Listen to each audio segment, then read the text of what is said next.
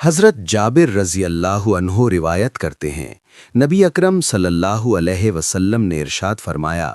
جو نوجوان کم عمری میں شادی کر لیتا ہے تو اس کا شیطان چیخ کر یہ کہتا ہے، ہائے بربادی، ہائے بربادی، اس نے اپنے دین کو مجھ سے محفوظ کر لیا۔ مجمع الزوائد، حدیث نمبر 7316۔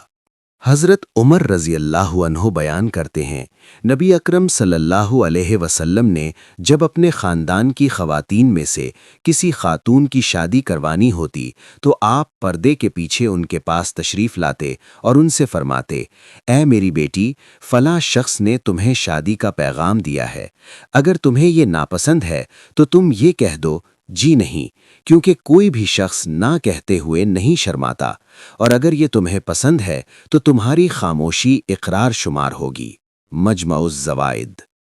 حدیث نمبر 7465۔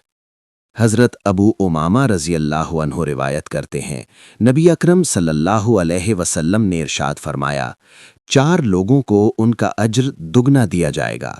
نبی اکرم صلی اللہ علیہ وسلم کی ازواج کو، اہل کتاب سے تعلق رکھنے والے اس شخص کو جو مسلمان ہو، اور وہ شخص جس کے پاس کوئی کنیز ہو، وہ کنیز اسے اچھی لگتی ہو، وہ اسے آزاد کر کے پھر اس کے ساتھ شادی کر لے،